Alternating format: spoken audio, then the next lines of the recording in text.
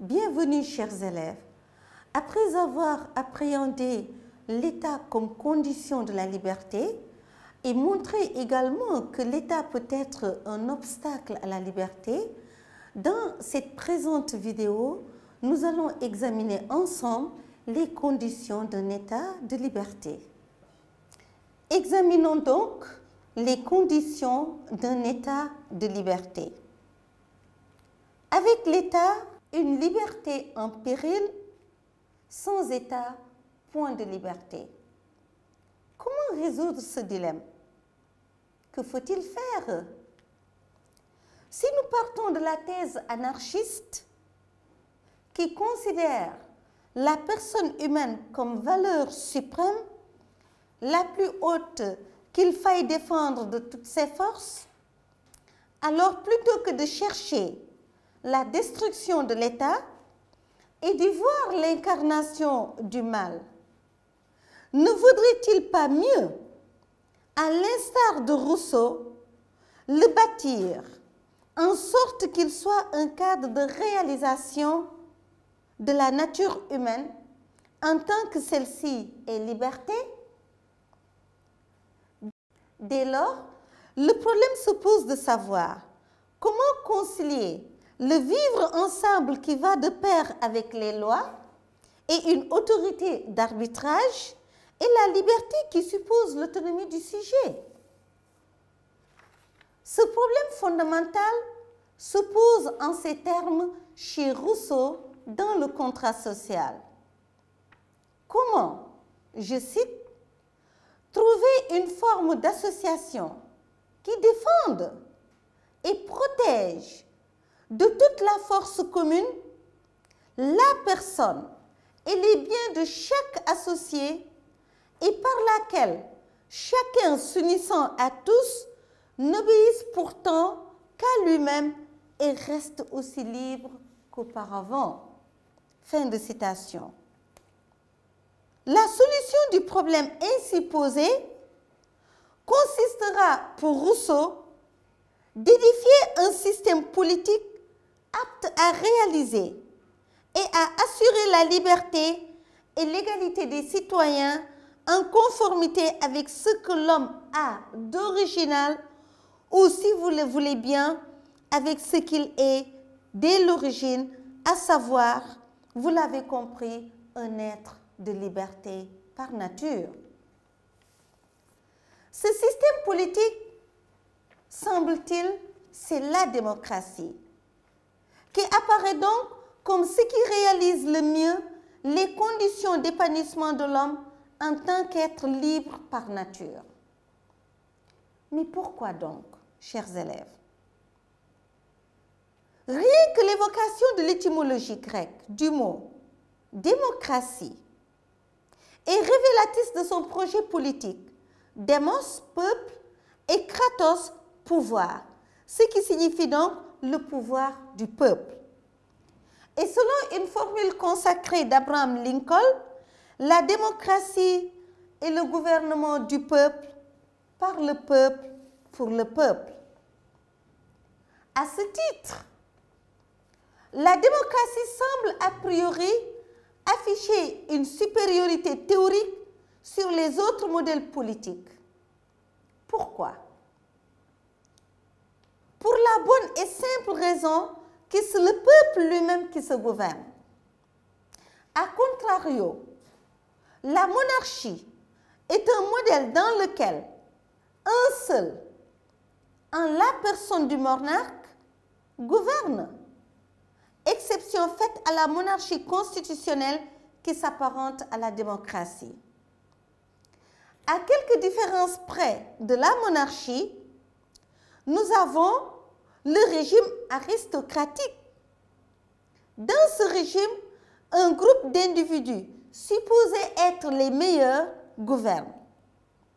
En tout état de cause, il y a une graduation respectable qui consacre la démocratie comme modèle politique supérieur résidant dans le passage d'un individu à un groupe et d'un groupe d'individus au peuple dans toute son entièreté.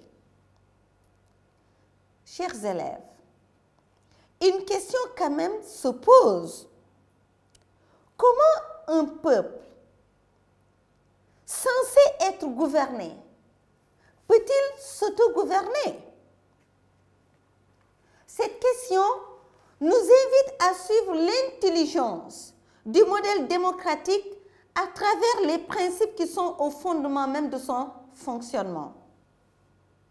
Nous pouvons à cet égard retenir 3 principes fondamentaux.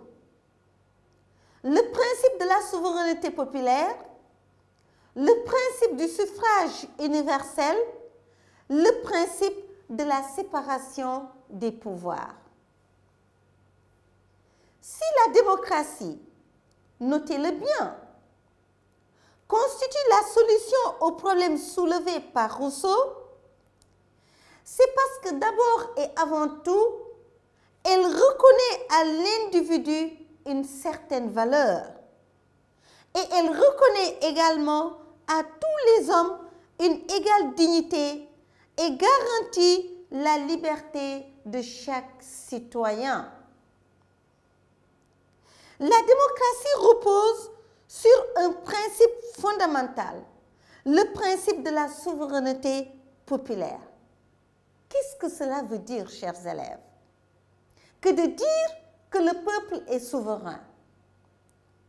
Dire que la souveraineté appartient au peuple, c'est affirmer que c'est le peuple qui gouverne par l'entremise de ses représentants ou directement. Autrement dit, le pouvoir de décision ultime sur les sujets d'intérêt public revient de droit légitimement au peuple. C'est le peuple qui légifère. Il est la source de la loi qui prescrit, interdit, qui définit donc, vous l'avez compris, les comportements attendus dans l'espace public. Ainsi, le peuple légifère par voie référendaire, on parlera ici de démocratie directe, ou indirectement par le truchement de ses représentants, en l'occurrence par exemple la démocratie représentative. Un autre principe important, c'est le suffrage universel. Que faut-il entendre par là? Le suffrage universel est le mode de désignation des gouvernants. Qu'est-ce à dire? Cela signifie que nul ne peut exercer de fonctions, de charges publiques, assumer des charges publiques et qui n'émanent expressément de la volonté populaire.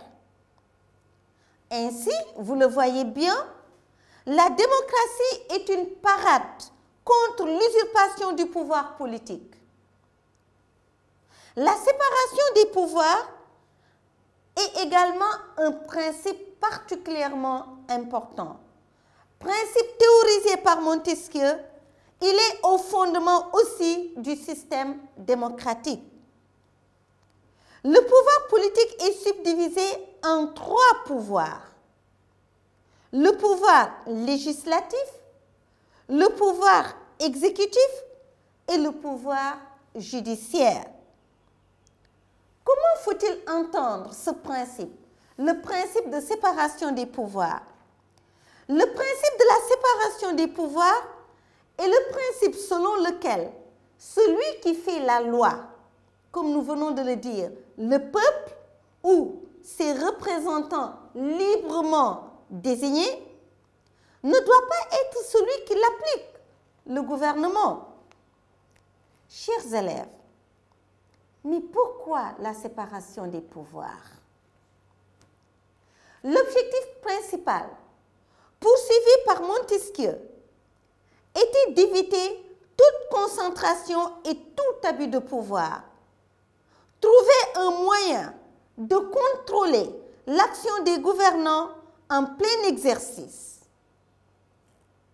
Comment cela?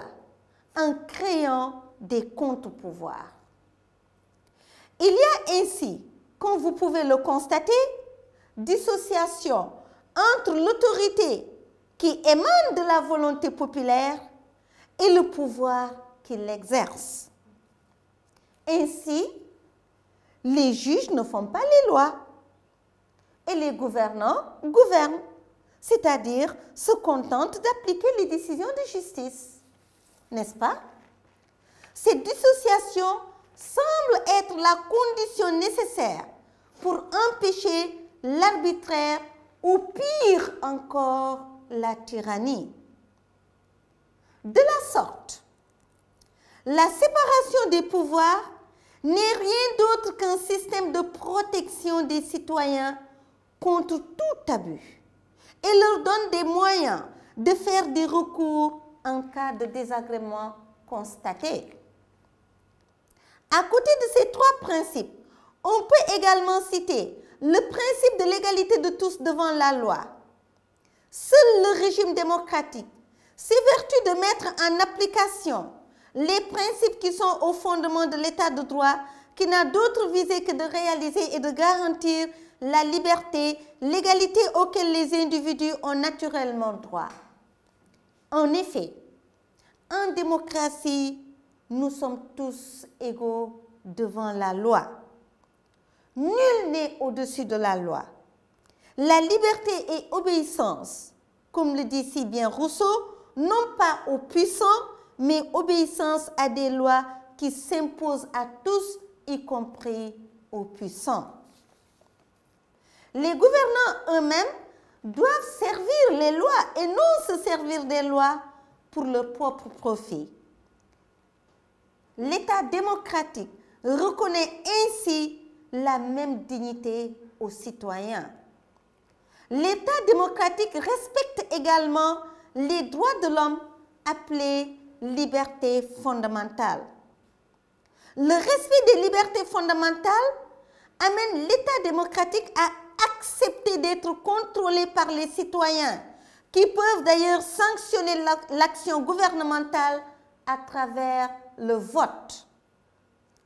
Ainsi, l'État démocratique répond aux exigences de l'existence humaine.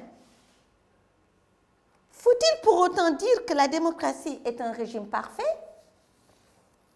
La réponse immédiate est non, bien entendu, comme vous pouvez le deviner, chers élèves, parce que la démocratie est une œuvre humaine. Et comme toute œuvre humaine, elle ne peut pas être parfaite. Mais ce qui nous intéresse ici, ce sont les raisons. Pourquoi elle ne peut pas être considérée comme un régime parfait? Dans les régimes démocratiques, on observe souvent une accentuation des inégalités socio-économiques et la dépravation des mœurs à cause de l'excès de liberté ou d'une mauvaise utilisation de cette liberté. Surtout aujourd'hui, avec Internet, à l'heure des réseaux sociaux, il y a abus dans l'usage que les citoyens font de la liberté d'expression. On pense la plupart du temps que être libre dans l'expression, c'est pouvoir dire n'importe quoi, divulguer n'importe quoi. Et vous voyez tous les problèmes, chers élèves, vous-même parfois peut-être que vous êtes victime de ces réseaux sociaux. Mais ce qui est le plus grave, c'est ce que Alexis de Tocqueville, qui a fait une analyse approfondie du système démocratique, appelle les contradictions internes du système démocratique.